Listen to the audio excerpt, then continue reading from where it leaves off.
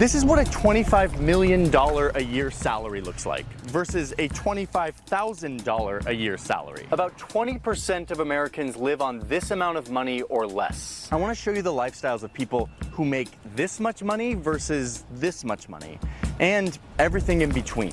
The reason I want to look at these different... Wait, Chad, this is not visually accurate at all. Is it? Chiragput. This much money and everything in between. The reason I want to look at these differences is because of this graph. It's going up, which is a problem. Let's start with $25,000 a year. All right, so let's say my name is George. I live in Atlanta, Georgia. I am single and I have no kids. And I'm looking for a job. After some searching, I found this People say I'm out of touch, chat. Yes. I'll give this a chance.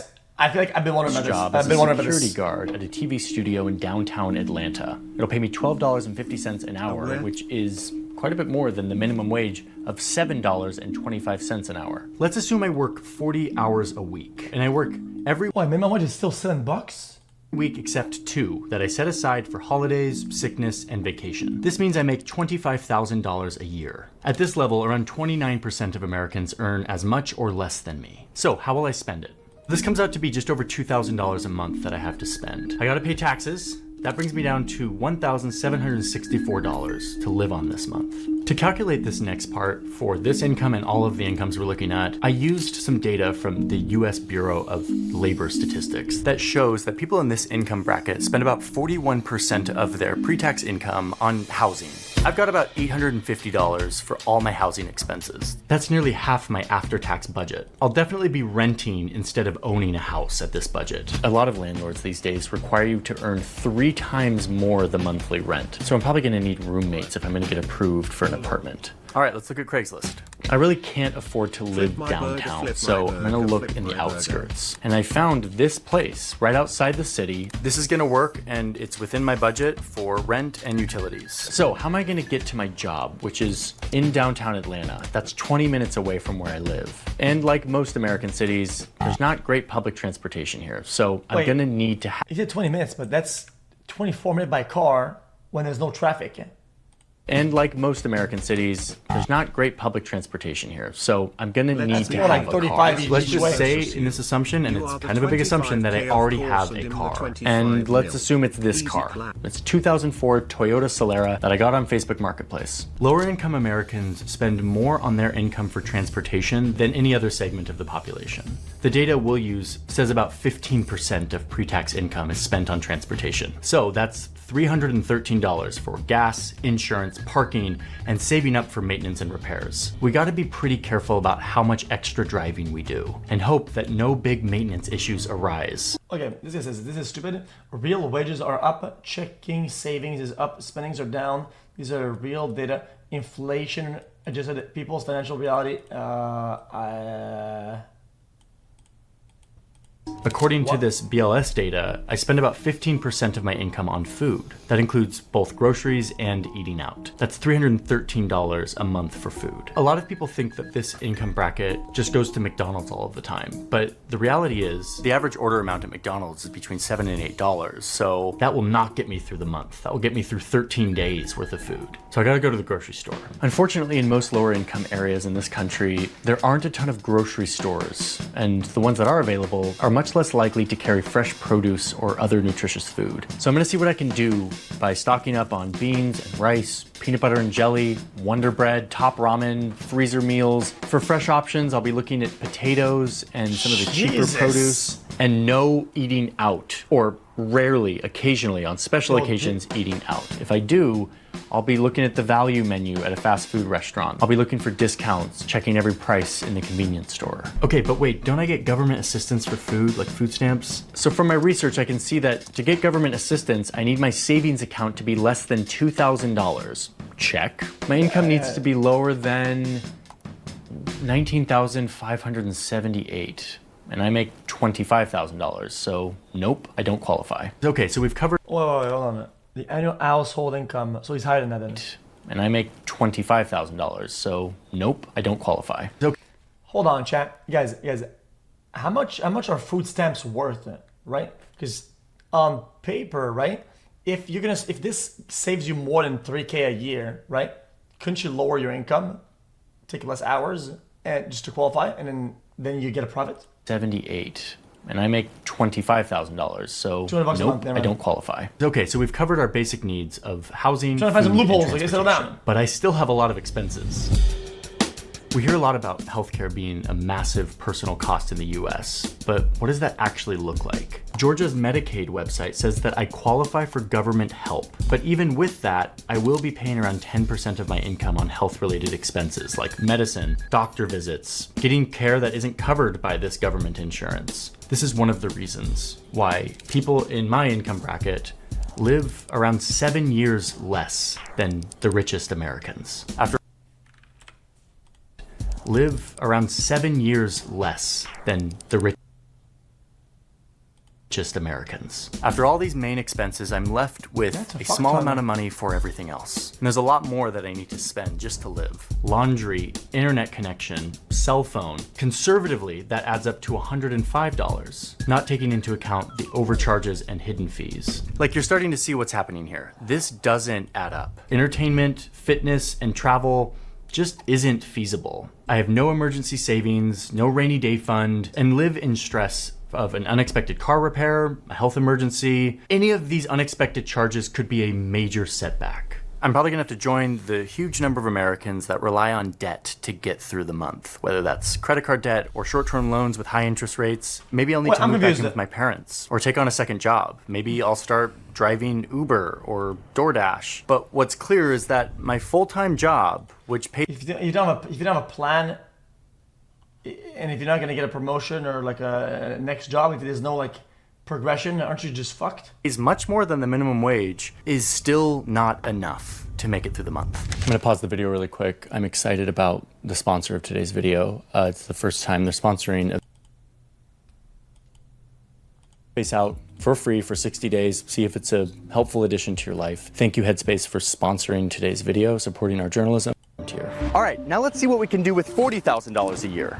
Now, my name is Simon. I am the representative of the median American income of a single earner. Oh, I median. make $40,000 a year as an event coordinator at a country club in Atlanta. My $40,000 salary gives me just over $3,000 a month. After federal and state taxes, I'm left with just under $2,700.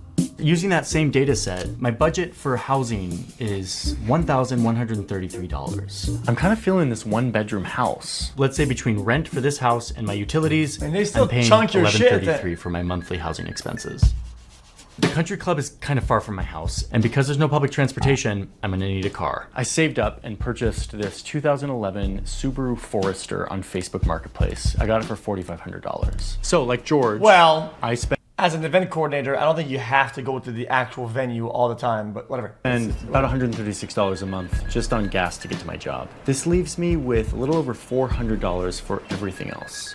Guys gotta eat. What am I gonna do for food? According to the Coordinate BLS four data, events. someone like me spends around Well, just give me the events. $467 a month on food. I typically spend about $100 a week on groceries and can use the rest on a dinner out or two. I've got a Kroger grocery store 4 minutes away from my house. And at this point, I'm definitely cognizant of every price on these shelves. I'm using coupons, trying to get the best deal, but I have leeway to spend a little bit more on maybe a decent cut of meat or some fresh produce. Maybe I buy organic every once in a while. I can comfortably feed myself if I'm smart about how I spend and I don't eat out too much.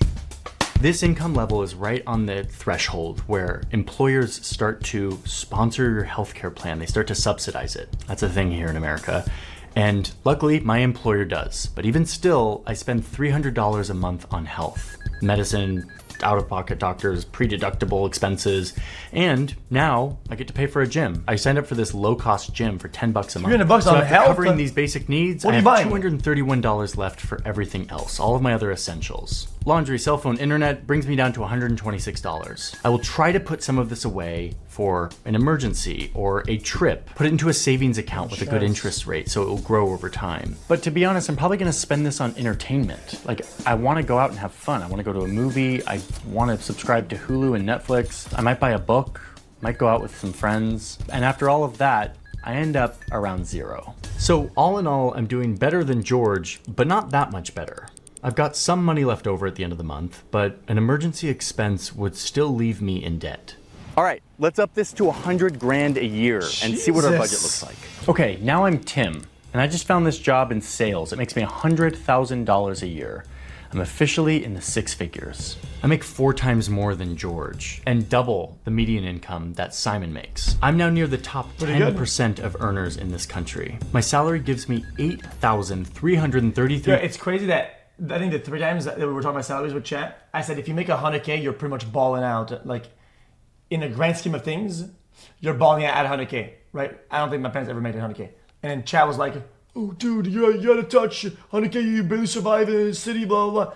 Hey, bro, not true at all. 100K euro, you are in the, he said it, 10% income. You're balling out. Every month.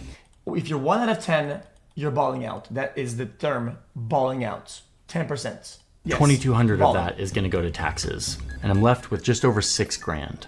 In this income bracket, you see that people spend around 30% of their income on housing. Until recently, this salary would have been more than enough to buy a house, but these days, not so much. But For the case of our assumption, devil's advocate, I think if you're young, you got a job in sales in the middle of the city, you get like a fucking, bro, you can min-max lifestyle, be middle of the city with like 2 roommates, degen lifestyle, work hard, whatever, and you're kind of stacking it. And then after a couple of years of hard stacking on that grind lifestyle, whatever, then you can soften that dog shit as you press out of that. Easier because you did stack it. It's what a lot of people do.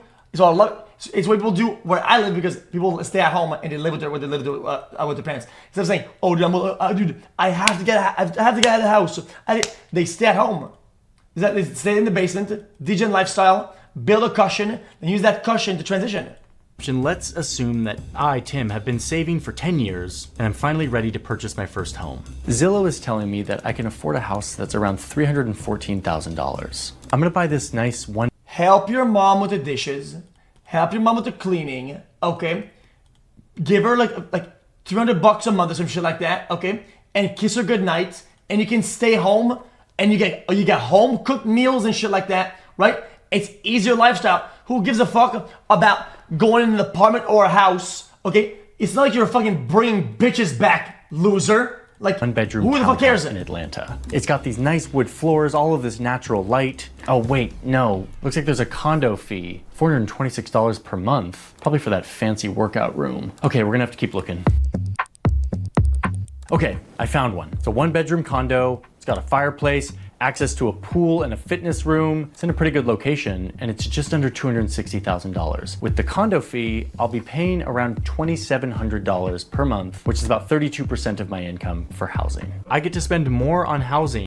Dude. 2,700. Okay, chill. Okay, chill the fuck out. You don't have to pay this much. Than George and Simon make in a month. Oh, and by the way, I will have to cough up $20,000, which is my whole savings for a 5% down payment and closing cost. I'm not a touch. Guys, I lived in the middle of LA and Glendale, Burbank, and I was doing, guys, I did the hunting for apartments for weeks and months, and in the middle of LA, which is massive in price, right? A pretty expensive one, 2.4K, 2.6 is really, it's pretty middle, and for what it was pretty luxurious. Around 3K, right?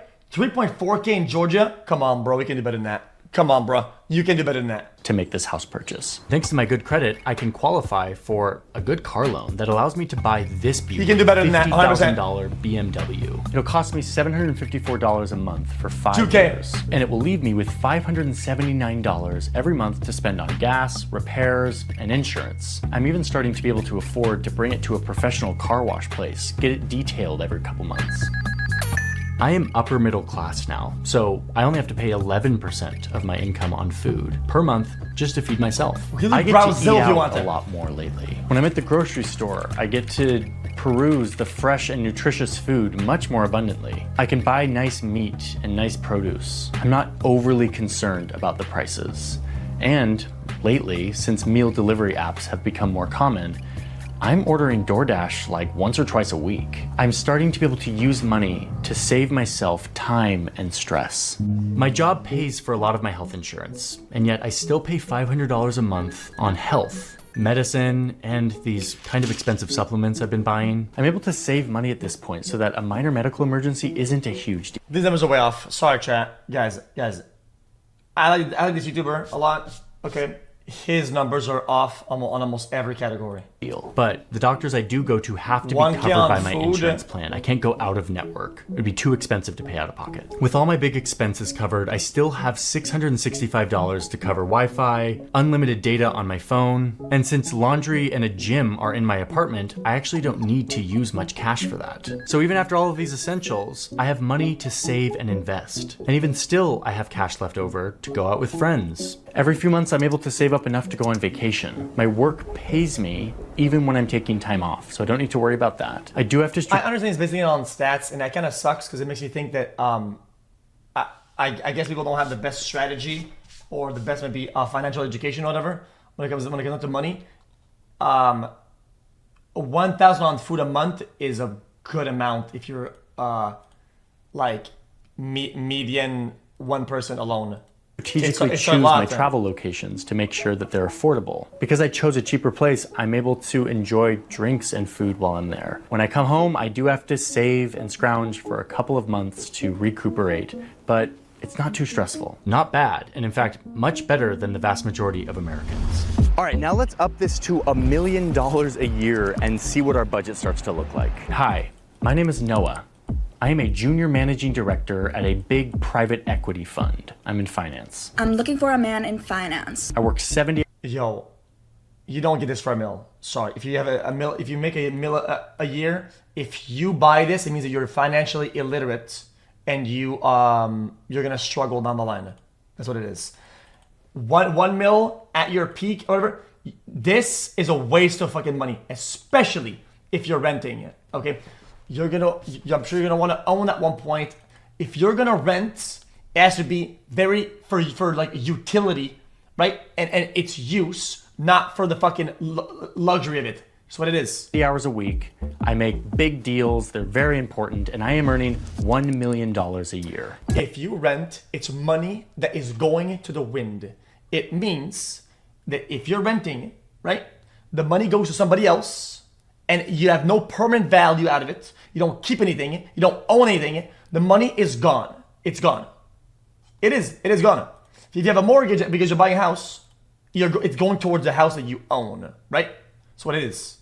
So if you're gonna rent, it should be something that's more utility based, not like some cozy bullshit, because they will charge you a fuck ton for that. It's a waste of That money. is $83,000 a month. After taxes, it's more like $48,000 a month. In 1 month, I'm making double what George makes in an entire year. In Right. 3 years, I'll make more than he makes in an entire lifetime. I've got some serious money to work with here. Like, I'm officially among the top 1% of income earners in this country. And I'm very lucky because my income and wealth are increasing at a faster rate than everyone else's. And we'll see why in just a second. Making this much money, I can get a really nice house by spending 28% of my income, which means I can afford around a $2.6 million house. Wow, this one's kind of nice. This 5-bedroom, 5-bathroom home in this quiet Atlanta suburb. Man, it is nice here. Look at this kitchen. Oh, and this beautiful yard out here. I might pick up croquet. It's And it great even that- comes with this little friend. Hey, bud. I've always wanted my own taxidermy fox. This house is gonna cost me around $19,000 every month for the mortgage and other expenses. But why? Like, Because you shouldn't max out your shit like that. Like, you don't know what's gonna happen to your job, your stability, whatever. Yeah, I get it if you're making a mill and it's been like fucking years, sure, whatever. But otherwise, it's house cleaners that come once a Never week to clean max my out your entire shit. house and do my laundry. My yard is maintained by Especially a not for local housing. landscaping company. I'm spending 16% of my income on transportation, which means a little over $13,000 a month on everything cars and planes. I get it. Instead It's of all- owning it's a all car, averages. I get it. I Sorry. lease one in 3-year periods so that I can always be driving the newest, fanciest car. Like this Rivian. It's gonna cost me about $1,000 a month all in. I can totally afford that. I'm also taking a lot of taxis lately. because I can afford it. And I can afford a private driver here and there, though I don't have a full-time private driver. I can hop on a flight too whenever I want. And when I fly internationally, I even splurge on business class. Still pretty expensive, but I've got all of these airline miles that I've racked up from all of my work travel that I actually get upgraded for free often. Nope. And now I'm actually pretty hungry, so let's talk about food. My budget for food has ballooned. Based on Boom! 100 toothbrushes. Lieutenant, yo, sorry man, I didn't see your thing. Chat. There it is. Sorry, I missed it. Sorry. Yo, thanks 100, brother. What's up, man? To me, dude. Your content helps me deal with stress a lot. You have made my life much more bearable and lovable in these teso crazy days as of recent here in America. You got my respect. Stay strong. Just watch it, man. xQc. Much love, man. You didn't have to do anything, seriously though. the BLS data, Oh, they I did could something also. technically I was afford to gonna spend say how much $8,000 on food every month. If you make $1 million a year and you're thinking about fucking flying first class or business class for international flights or long flights, you're fucking brain dead. You are going back to the fucking caves. You will be fucking broke as shit. Moron. 3K, 4K flight with a 1 mil income, that's ridiculous. But I'm not sure that's totally common among this income bracket. There's You not a ton are of good stupid. data on the one percenters. So I estimate that somebody in this bracket is spending more like $3,500 per month on food, which is still a lot. I'm officially deep in the don't look at food prices, don't shop for my own. All right. You know what I'm saying? I'm out of touch. You out of touch. 1 mil. Okay. 1 mil. You're going to pay in some of these cities, you're probably going to be paying 50% taxes. Probably because of the way the taxes are made. Overall, it's probably going to be more like a 45. Okay. Let's say 45%. But yeah, about because of how the slices work, all the way after 250K or whatever, you're going to be paying 40. I said 45. What is it? 42? 42? Probably more like 45. I'll say 43. Okay. Therefore, you have 570,000 left. Okay. Then you take one flight. That's what 4K. That's like 1% of what you're making.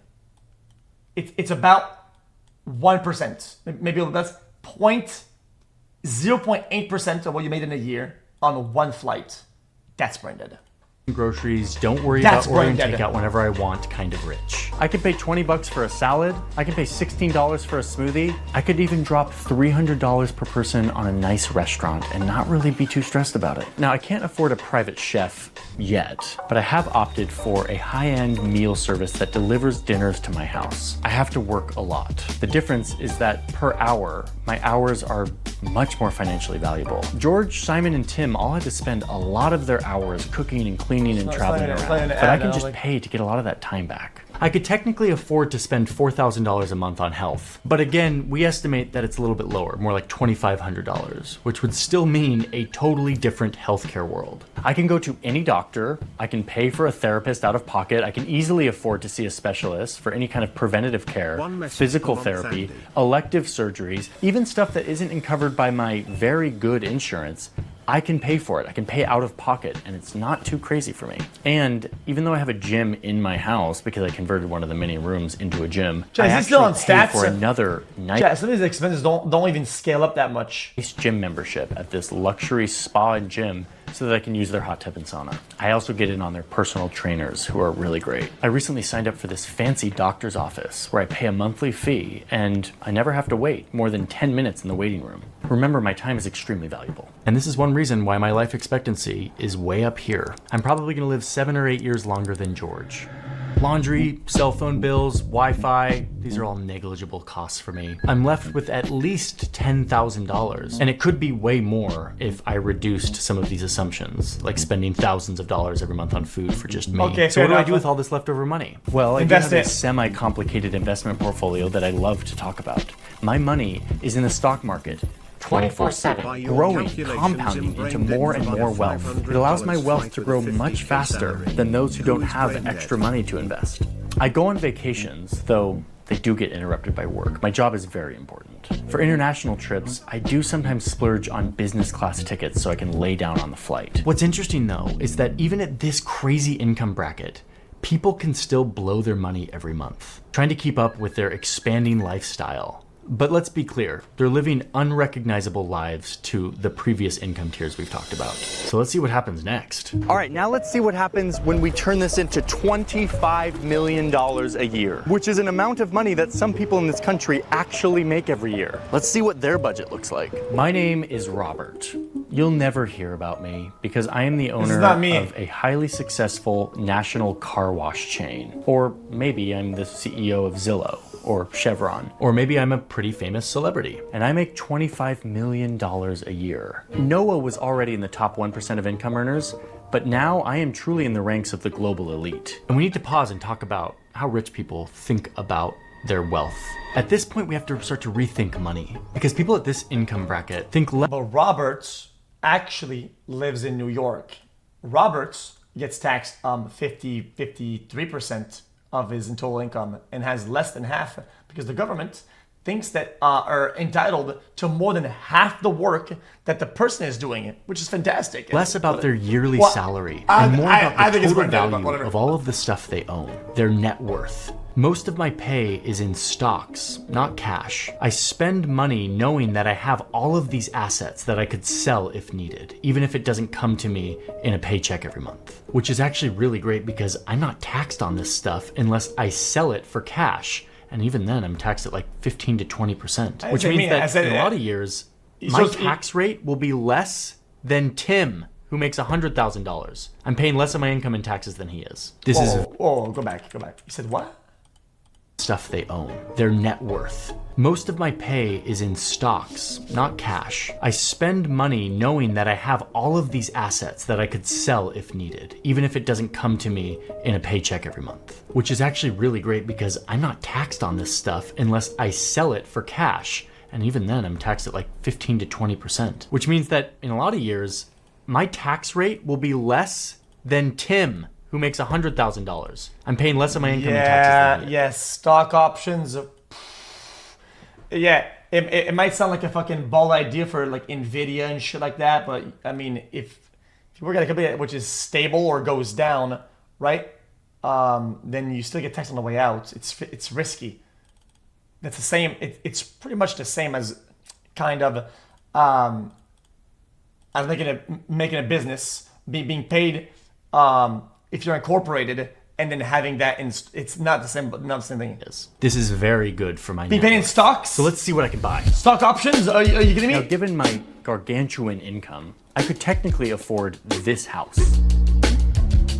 It has a pool. Oh, not options. This really cool statue and this garden I'm not that paying looks like stocks it's straight out of anywhere. Princess Diaries. I don't want to be a princess! But because I'm planning to buy my summer house in Italy this year, I'm gonna go with something a little bit more modest like this one. I really like this house. The doorknob in the shape of someone's hand, the animal print details, the golf room. I love this golf room. I mean, what can I say? I'm Robert.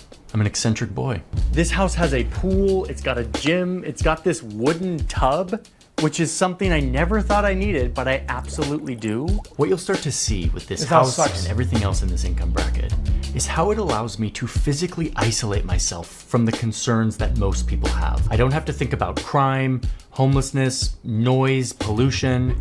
I can live surrounded only by people who are wealthy like me. Getting around is really easy for me. I've got a couple of cars. I rotate driving them every once in a while, except for this one. This one I don't drive because it's an antique and I just like to look at it. Oh, and did I mention I have a full-time driver? I pay him $51,000 a year. He whisks me around from important meeting to important meeting. I'm spending 2 times what George makes in a year to pay for this, and it's totally worth it because it saves me time. When I travel, he drives me right onto the runway, where I jump into a private jet. Now, I don't own this jet yet, but I do charter private flights. Like when I need to fly from Atlanta to New York, it cost me about $27,000 for this 2-hour flight. I can easily do that. 27 grand feels to me what $43 feels like to Simon.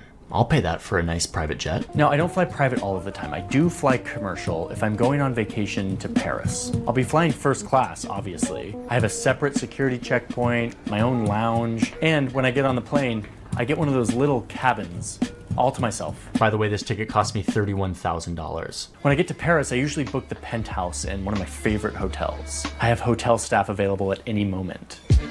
Do I cook? No, I do not cook. I enter grocery stores only when I feel like it would be fun to feel like a regular person for a moment. Hey, chef, do you want to cut this up for her? And yet, magically, when I open my refrigerator, everything I need is in there. It's all been fully designed by my nutritionist, purchased by my house manager, prepared by my personal chef. And yes, you can guys, see I have a cook whole sometimes. I staff love that. of people This is so me, who help Chet. me manage my life. My house manager I is cook all the time. really Thank you, good Chet. at just Thank making you. this all disappear. Like the landscaping Can't say cap, gets you said done, you said the cooking pool was gets me, so I cleaned, mean- and a bunch of other stuff that I don't even know. I'm sure all of this costs a lot of money, but honestly, I've never even thought about it. I've got my friends over, and our personal chef is putting together a beautiful meal. And he's even doing the wine pairing tonight, selected from my collection of quirky cult wines in my temperature-controlled cellar. I don't pay attention to prices for food or wine, except when knowing the price of this bottle, for example, helps confirm how rare and special it is. I think we spent $16,000 on this bottle. Box wine or clears. this other one that I splurged on for $150,000. I go out to restaurants, but it's a little different than the rest of the world. I have connections that Chat, if you think expensive equals good, there's a bunch of like actually dank wines that are the same price or cheaper than your average wine. allow me to get into the private This is just back brain room dead of shit. whatever Really. restaurant I want. This is illness. Okay, this is insane. Wine is illness. And while these costs are very feasible for someone who makes $25 million, not everyone who earns this much money lives like this. In fact, a lot of super rich people are incredibly frugal, making their high earnings that much more impactful because they can get rich much faster. But what we see with Robert is that you actually could That's right. spend this much money That's on right. food and housing given your income. And many do. So in addition to my nutritionist and chef, I have a personal trainer and health coach who comes to my house every day and guides me through my workout. He even travels with me to keep me exercising while I'm on the road. I have a private doctor who white wine or rosé wine boxed, that's hardcore. is on. He even travels with me to keep me exercising while I'm on the road. I have a private doctor who is on call, who comes to my house. I pay her 20 grand a year. This is just me, to chat. be on This is call. chat. She's available. Yeah. And she'll come do whatever I need. Chat, you're like right. A quick steroid shot to my bum knee before I play a game of tennis. My healthcare is mostly preventative. I get all the scans and tests and routines done to ensure that I'm in tip-top shape. I can afford any surgery or healthcare routine or procedure that I want. And last year, I fully replaced all of my front teeth with veneers. It only cost me $28,000. And remember, Chat, aren't veneers just in front of the teeth though, and all the rot is behind it? It's like all stuck in there or whatever. I don't like that. Yeah, I don't like that. $28,000 for me is what it feels like when Tim spends $112, or what George feels like spending $28. Not nothing, but not a huge deal. Even after spending on all of this, I still have lots of money that my financial manager funnels into sophisticated investment portfolios that just keep on growing. Investing can be really fun for me at this point. I'll just take 30 grand here and there to buy collector's items that I'm into. A couple weeks ago, I paid $5,000 for this authentic World War II helmet. This piece of art cost me 50 grand, but it's a great investment because the artist is actually going to be the next big thing. So this stuff is fun, but it also contributes Well, also it was a donation, so it's gonna be a tax write-off. to my net worth because all of this retains and grows in value. And my clever accountant has recently mentioned that he found a way to occasionally sell this stuff and get a nice tax break on the profits. Now listen, I make a meaningful difference in my community with philanthropy. Like, I'm donating $500,000 to my family foundation, which is promoting education in the city. Funneling money and assets into this foundation allows me to get some really nice tax breaks, helps me avoid capital gains tax, and it gives me a buzz of feeling like I'm a generous millionaire. I even donated a few $100,000 to my nephew's private school last year. They didn't really need the money, but now they're putting my name at the top of their donor list, which is like really great. And even after all of this, I've got tons of leftover income. I'm easily able to cover the mortgage on my secondary property. Sorry in my guys, home. not me, chat guys. Next time when I'm gonna do chat guys, if I do a donation, I will tweet about it. I will talk about it every day on my stream, and I'll let you guys know how charitable and how good I am with the people and the average person out there, chat. I will let you know, just to let you know, just to remind you of how good of a person I am Woo! It's only $30,000 I will do that. a month.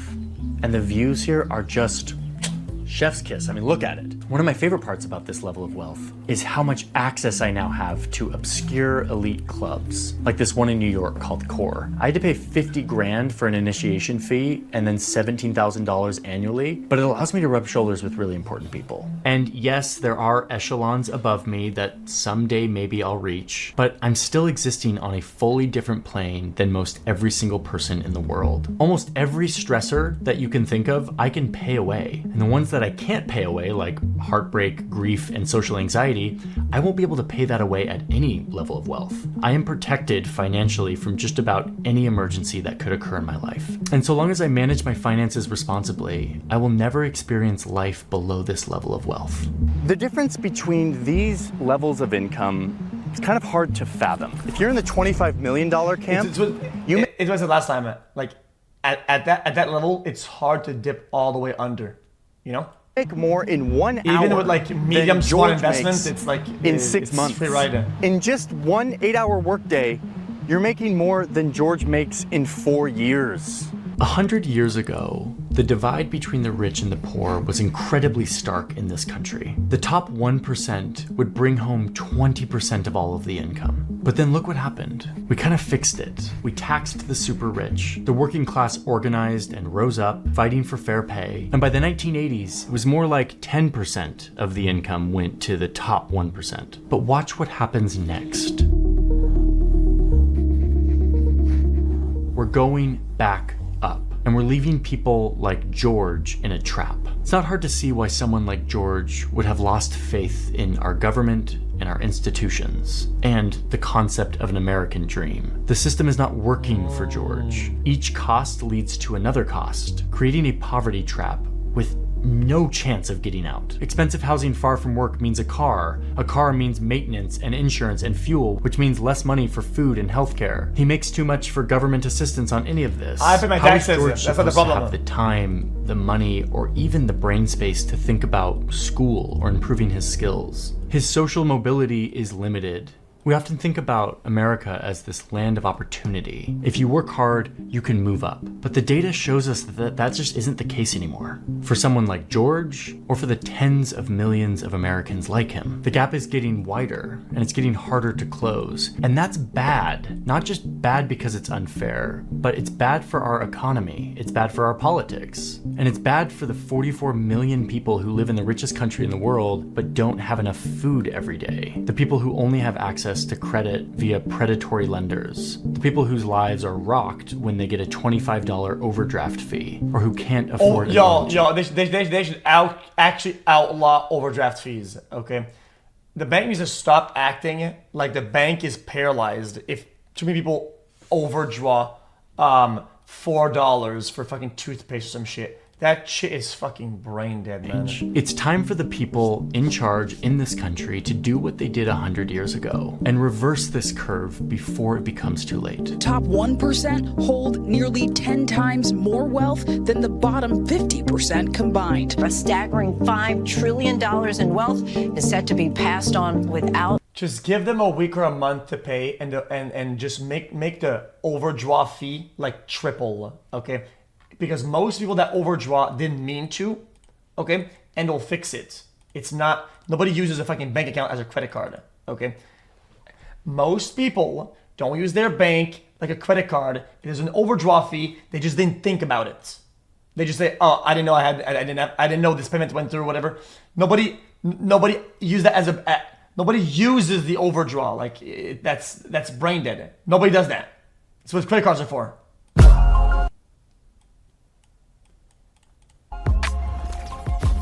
Not a toucher. Not a toucher. You're a toucher. If you do this, you're fucking brain dead and you deserve to be fucking completely broke, you moron. If you purposely overdraw and you tank the fees, you're a fucking loser. Holy shit.